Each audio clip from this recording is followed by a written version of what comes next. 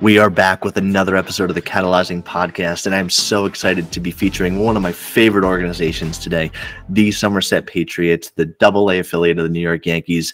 Longtime relationship with the club, and just the leadership there, the club culture. It's just a really amazing thing to be around, and I'm happy to have Bryan Iwicki on the show today. Bryan is the Vice President of Operations for the Somerset Patriots. Bryan, it's so great to have you here. Oh, thanks for having me. I was really honored that you asked me to do this. I'm excited.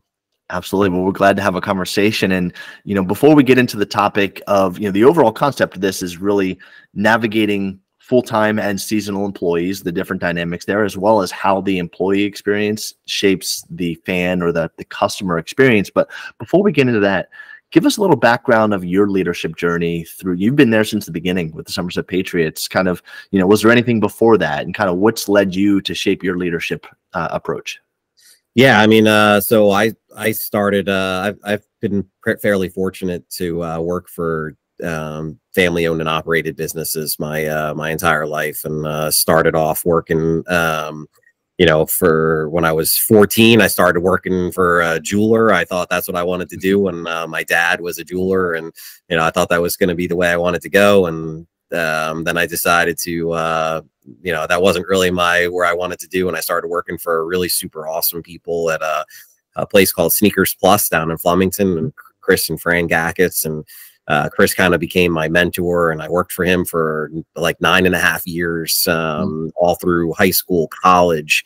And then I had gotten to know Steve Califer very well, and Josh and Jonathan, who are our current chairman and co-chairman, through that kind of journey there. And Steve had come to me one day, and we were just kind of shooting the breeze at the store one day, and he said, hey, what are you looking to do, with yourself? And I'm like, geez, I don't know. I'm kind of, looking for jobs, and, I had graduated college, and was getting ready to potentially stay with the retail thing. And Steve said, I had always been with Steve for, he's one of my customers at the store forever and ever. He used to shop, and one of the things that Steve always told me that he loved about me was every time he found a pair of shoes that he liked, I'd say, well, you should buy 2 because, you never know if they're going to be there again. And, he always loved my upselling ability. So he said, and at the time, and God, we were, young kids, and Chris and Fran were trusting me, to lock up in their store. And, I had keys and was a manager, and, so from, I guess, a young age, I was pretty lucky. I was always in a kind of a leadership role and a management role. And Steve had said, hey, listen, I've got a potential opportunity. We're having some issues with some customer service things at the ballpark. Would love to, I think you'd be a great fit for it. And we're happen to just be sitting there with Chris as well. And Chris looked at me and said, hey, you'd be stupid if you don't, explore this opportunity. A great leader, basically saying like, hey, don't let this opportunity go. This could be good for you. So he kind of understood that, which is kind of rare. A lot of times, somebody would sit there and be like, oh, no, don't do that. I want to keep you. So I did, and I explored it. And, I kind of showed up to help, fix the ticket office a little bit. That was kind of my original goal, here at the, at the Patriots. And, I guess I did a pretty good job because I've been here for 25 years. So they kept me around, and I was fortunate. I got promoted along the way. I worked really hard. I had, basically, I was that guy that, I volunteered to do all the little extra things and, work all the extra hours. I pretty much did not have much of a life at all when I first started there. As the sports industry is very demanding, lots of hours, especially from your days as a hands-on trainer. It's a lot.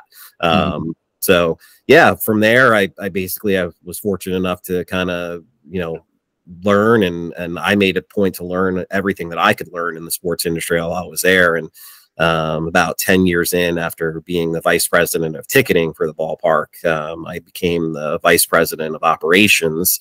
Basically took over, pretty much everything. If it happens at the ballpark, I have a hand in it. That's kind of the easiest way I explain my job. And a lot of it is leading, is leadership. It's talking to, it's dealing with people. We manage a huge amount of people at the ballpark, employee wise. So, and I like to say that my style of leadership is what's kind of kept me around and And I think, you know, part of the success that we have is I've learned from some really, really great people. You know, Chris and Steve and Patrick, our president and general manager. I'm very fortunate to have a lot of great mentors to help me shape my leadership style. Absolutely. And, you know, one of the things that sticks out about the culture there of the workplace is, you know, the leaders are approachable, they're personable. You and the rest of the team there, and Pat, just, you know, open a conversation. It's not a, you know, you're sitting up here in your ivory tower and everyone else is doing their jobs. It's very much connected. And you know, it was really awesome doing the workshop with your staff a few months ago. I really saw it firsthand. Many of them I've known already over the years, but many also I haven't known, and just seeing that connectedness there and that passion, it was really awesome. And you know, everyone in that workshop was your full-time. They're year-round with you, and there's dynamics to leading that. And then there's also dynamics to leading those seasonal. In minor league baseball, you kind of have two phases of the year. You have your off season and your in season. You know, first with your year-round employees, what are some things that you, with the Somerset Patriots, you and any of the leaders there, have done to promote a supportive culture of working together to navigate those ebbs and flows that happen when you're grinding heavy hours and then when you pull back a little bit, kind of year-round? What are some strategies that you've used to build that culture and gain buy-in from those year-round staff? Yeah, it's a great question. I mean, we're fortunate. We have a great team. So we have, you know, Patrick is our president and general manager. There's myself.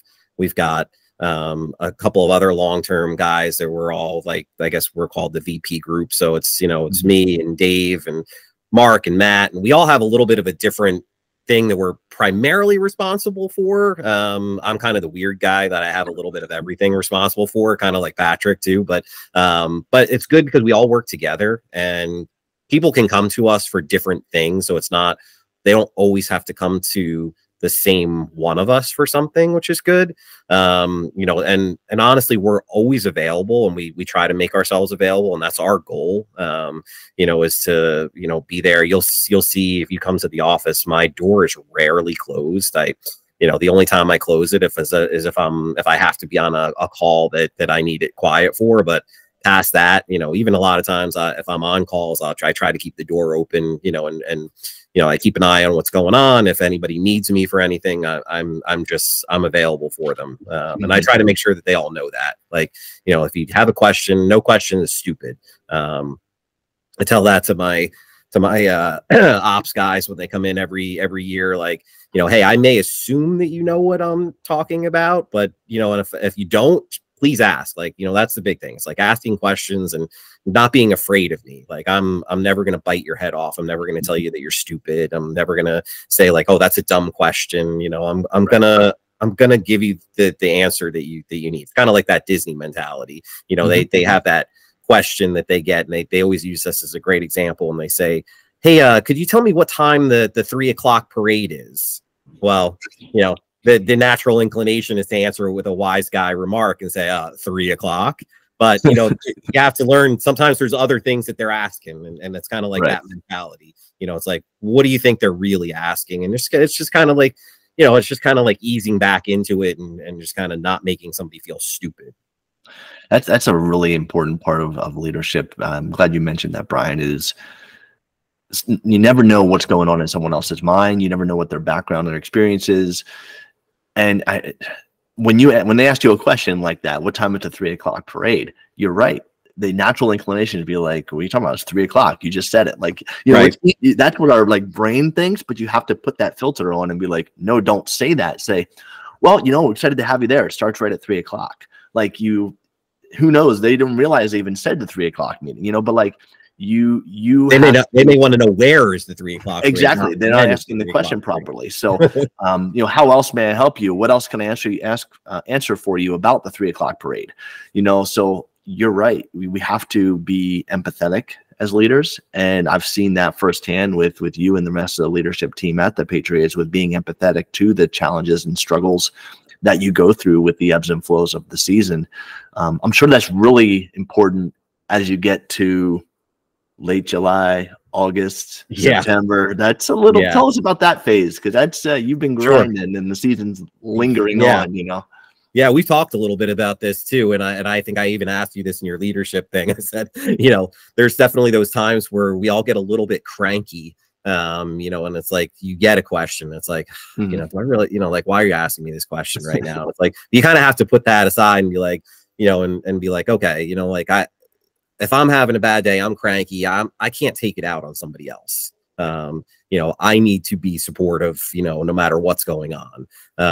You know, and that's the most important thing. And I think it's just trying to take yourself a step back when you're feeling that crankiness during the day, or, you know, in the middle of July when it's 100 degrees and we've just worked 15 straight days without a day off. And it's just a matter of, you know, still having that same even keel of getting to, you know, to somebody. You know, does it always work 100%? No. Listen, you know, it's you know, I'm not going to lie and say like, hey, I'm perfect. And, you know, I definitely have some cranky moments, but I try to minimize those and I try to realize it. And, you know, if I do have a cranky moment, I'll forewarn somebody and just be like, hey, listen, I'm a little cranky today. All right. I didn't, don't take any offense to anything that I'm saying today or something like that. You know, I'll kind of preface, you know, like, hey, you know, I'll tell my guys, you know, like, hey, I'm having a little bit of a rough day today. I need you guys to pick up the slack for me a little bit today and, you know, help me out a little. So, you know, which is good because we all have a team and everybody, you know, if you're a good leader,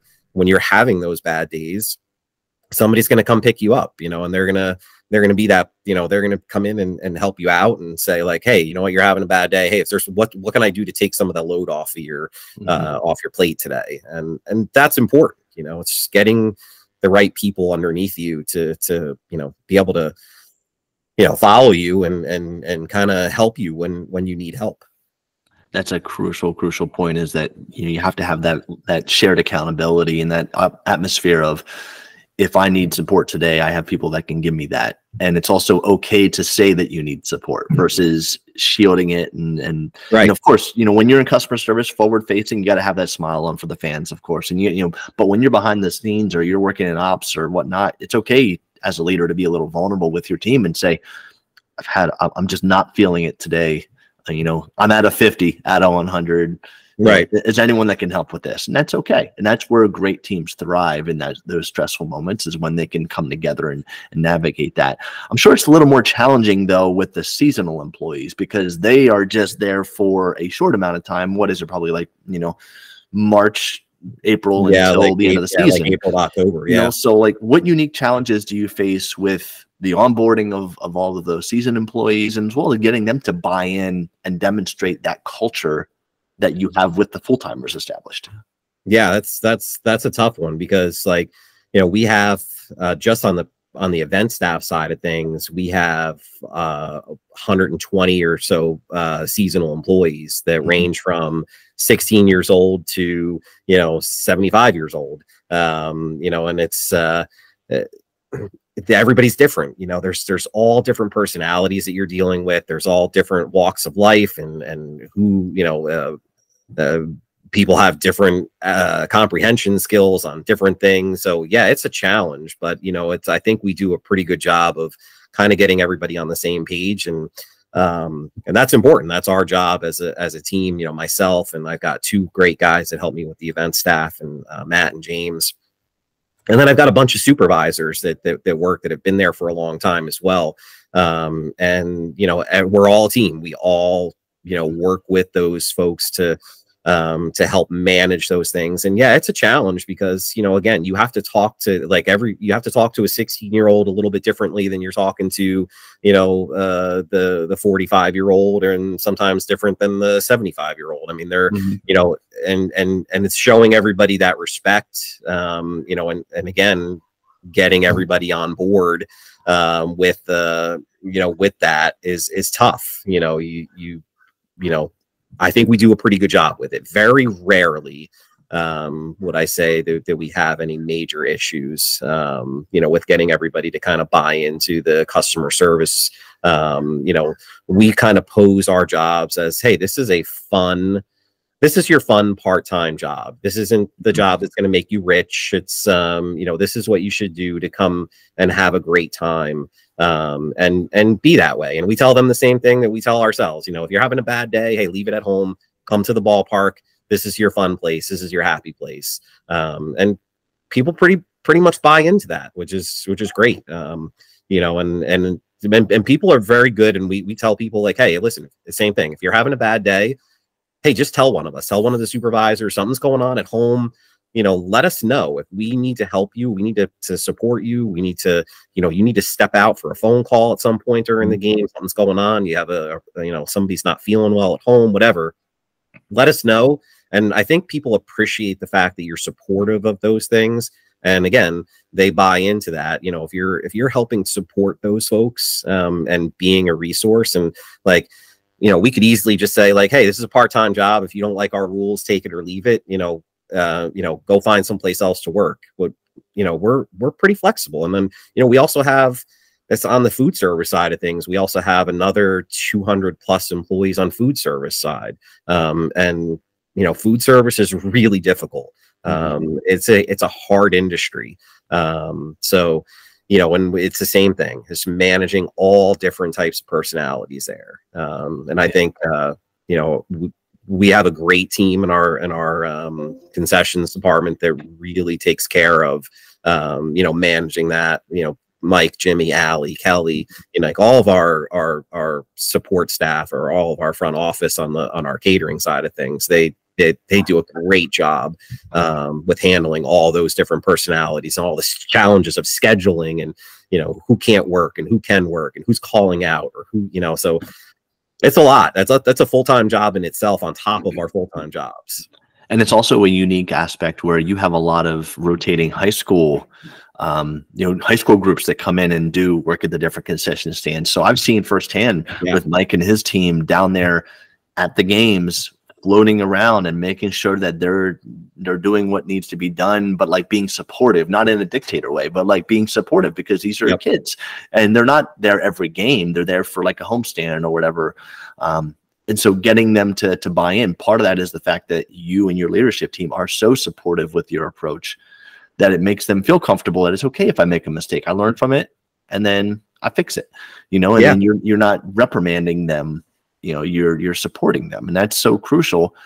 And the fans see that as well too, I'm sure. Do you, you know, real quick before we get to our next question, do you have an idea of like your seasonal employees, what percentage are repeat coming back year to year versus like how much turnover you have with new people having to come in? For sure. Yeah. I would say that every year, you know, at least on the event staff side of things, we're probably, we probably retain about 80 to 85% of our employees from year to year. I've got employees that have been with me. I've got a lot of employees that have been 10 plus, 15 plus, 20 plus years. I still have, let's see, I think we still have 6 employees that were there the opening day of the ballpark back in '99. You know, so it's pretty cool. You know, when you have that, you know, that group of folks that's able to stick around for so long, and that's what helps too, because when people come and they see, and even on the food service side of things, we've got kids that have worked for us for years, you know, 5, 10 plus years. And when people see that, and, you know, they start looking around and saying, hey man, I see the same faces all the time. This is a cool place to work. You know, it's like, that's a plus.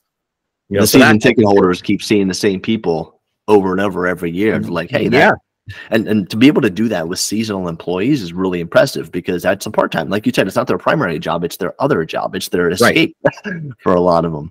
And I'm sure you also have situations where the seasonal employees, the part-timers, the temps, are helping to onboard the newcomers and the next generation. Like I'm sure that's happening as well too. So they have a leadership aspect to that. Yeah, absolutely. I mean, we do a lot of we have a lot of supervisory roles that we have in place, and you know, when people are around for X amount of years, they become supervisors, and you know, and that's what helps us, you know, and you know, really, you know, most of our stuff is on the job training. So you know, we do orientations and, you know, all kinds of stuff, and we have handbooks and everything, but you really don't know what you're getting into until you really get there and start working. And it's great when I know that I can start a new employee and I can just bring them out and I just hand them off to the supervisors. I'm like, hey, you know, take care of this person, and they've got it, and I don't have to worry about it. Yep. And you trust them to do what needs to be done, which is awesome. Yeah, 100%. How do you see the link between employee satisfaction and employee experience being positive, being high, and customer fan satisfaction, the internal raving fans on your team helping to make external raving fans, the customers, the fans coming in. What link do you see there, and how, with the Somerset Patriots, how does that carry over to the employee experience matching the fan experience? Yeah, it's huge, because if you don't like your job, you're going to show it. That's probably one of the most important things that we can do is, when people come in, one of the big things that we get when we do surveys is that comes back, we always get, your employees are always happy. They're always smiling. They're always greeting us when they come in. And that's important, because if they're not buying into their job, they're not going to buy into the customer service experience. If they are not enjoying themselves, if they don't like us for some reason, they're not going to be pleasant to the fans. So that's a huge thing. So if you come to the ballpark as a fan, you're going to see our ushers greeting you and talking to you and having a conversation and being happy, smiling when you come through the door, asking you how your day is. That's important, because, when people come in, they appreciate that. And that's a huge part of that customer service experience. And then, our folks are approachable. One of the big things that we have an issue with all the time is, as it's like the culture of, of this, it's the cell phone, right? I don't know if you can see through my background, right? It's the cell phone.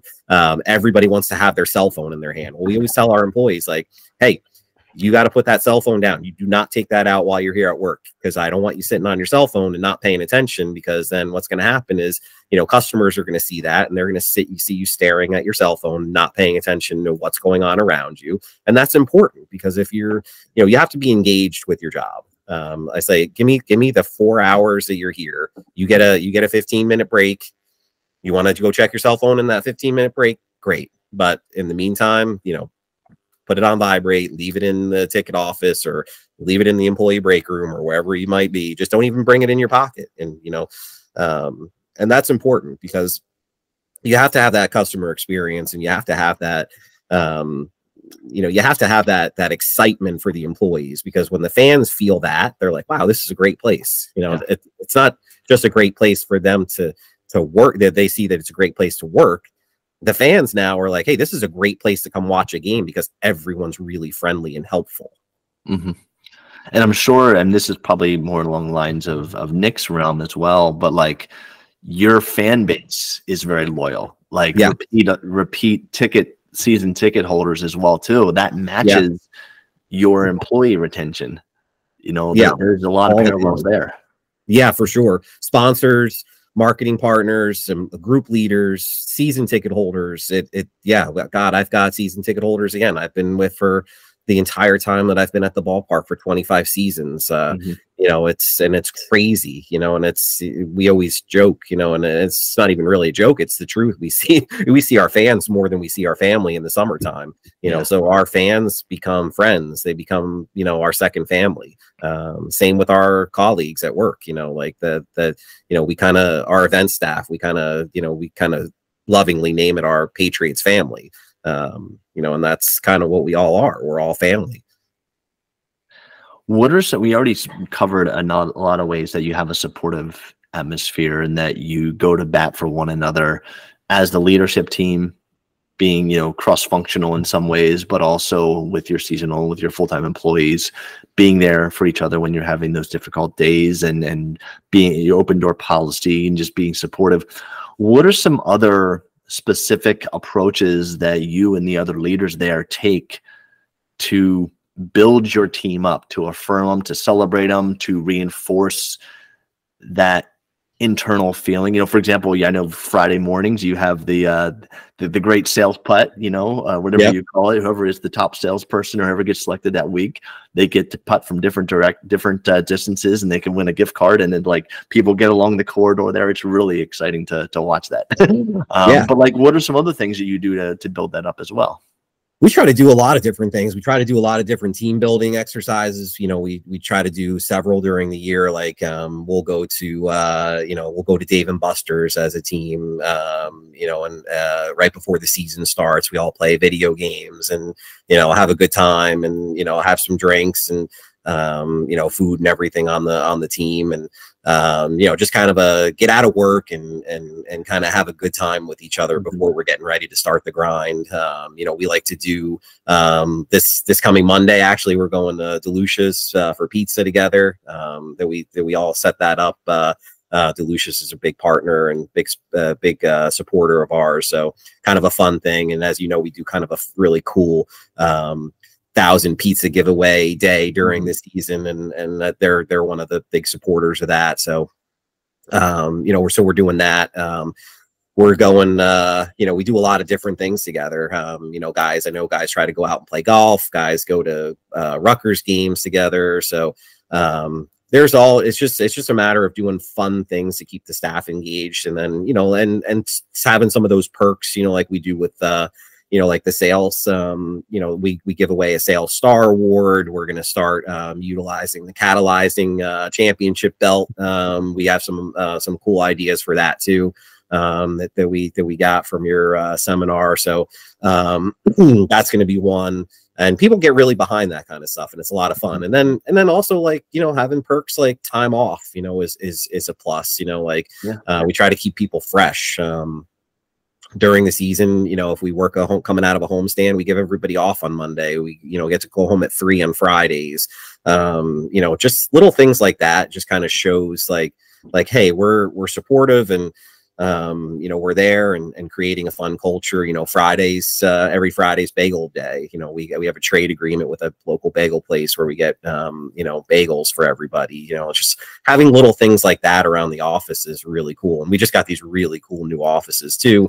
So a lot of kudos to the ownership group for investing a good amount of money for us as a staff to make sure we have a great work environment as well. So that's a plus too. I think people see that when your leadership is investing back in you as an employee, giving you tools to succeed, not only just the fun stuff, but also we're giving them all kinds of tools to succeed in terms of like, hey, we create proposals for people that you can go in and they're there, and we give everybody, if you need something, we very rarely say no, like, hey, like I needed this to help do my job better.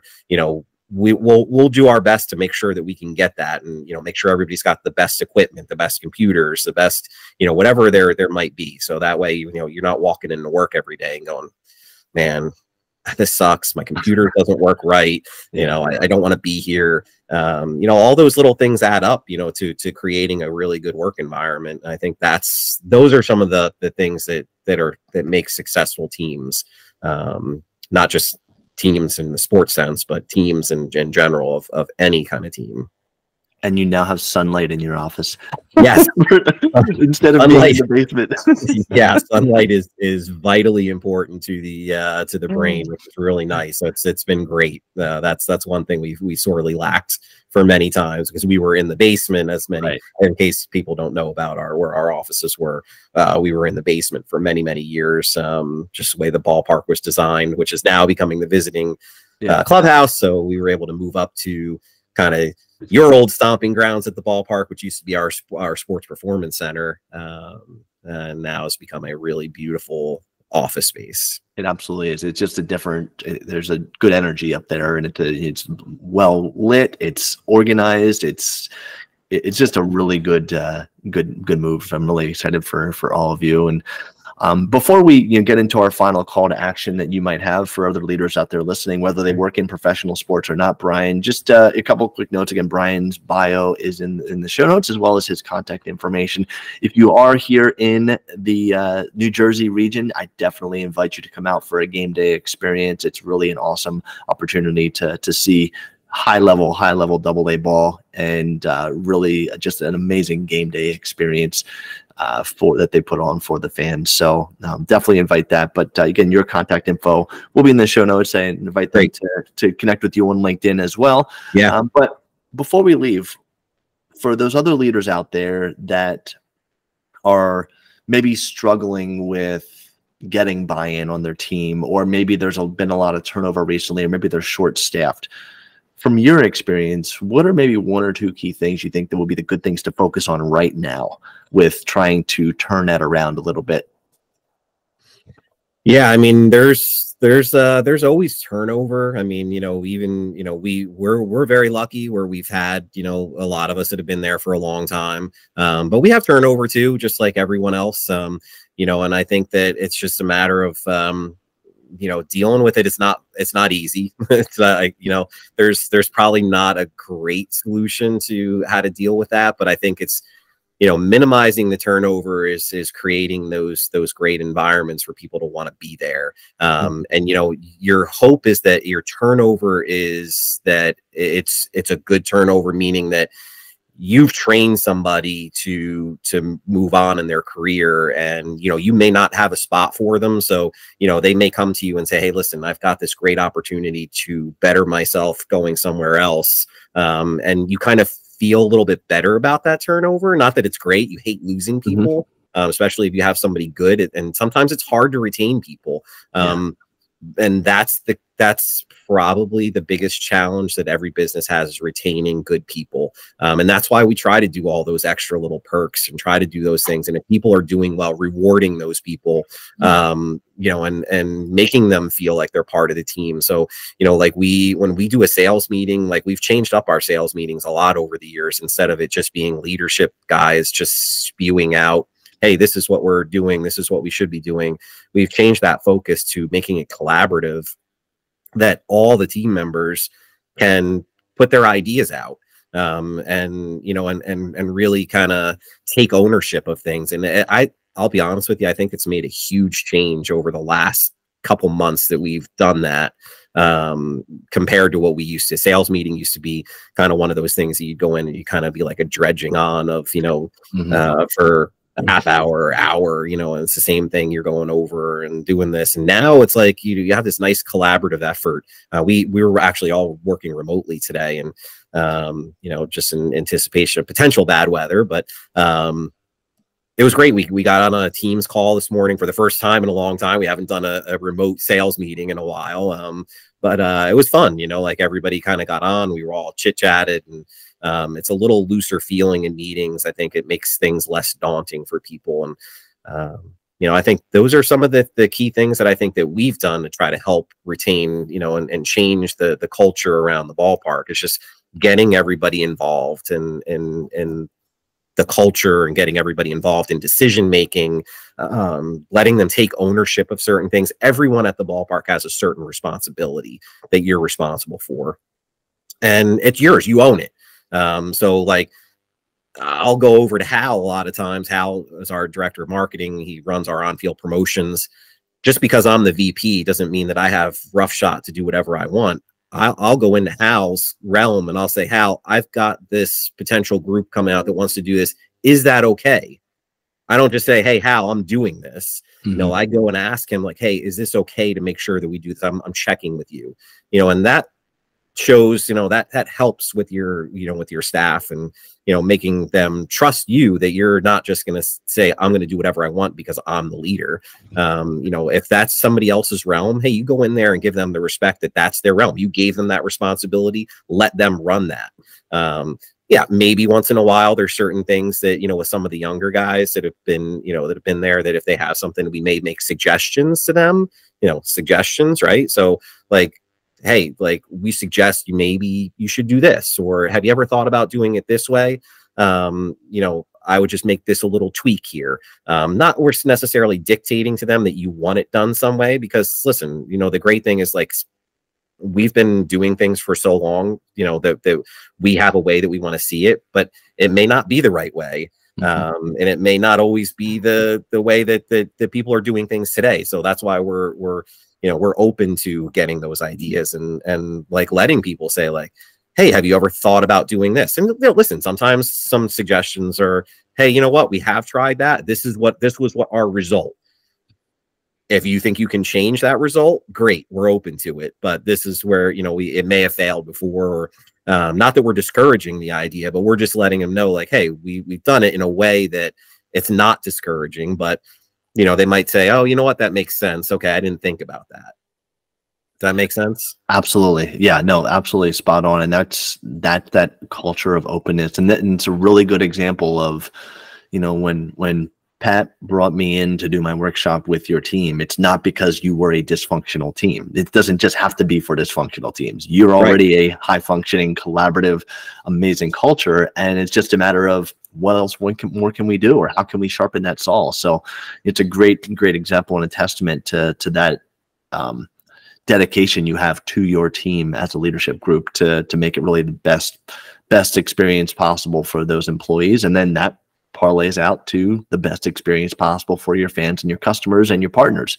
So Bryan Iwicki, Vice President of Operations, Somerset Patriots, AA affiliate of the New York Yankees. Thank you so much for taking some time today on the cATalyzing podcast. I'm excited for this season for you and your team, and looking forward to catching a game soon next few months. Yeah, no, I appreciate it. Thanks for having me. And I'll give you a little plug too. I just, you know, if you guys want Ryan to come in and talk to your team like he did to ours, he's fantastic. I highly recommend it. It's definitely worth it. Even if you think you have a great functioning team, we do have a great functioning team. I fully believe that, but it was a great perk to bring Ryan in and kind of go through those exercises and actually make us think a little bit more, because you always can learn things. Like you have to be in that mindset of like, you have to be able to learn things all the time. You can't just say, I know everything, because you don't, and we don't. So, and we appreciated it. So it was great. We had a great experience and appreciate our friendship.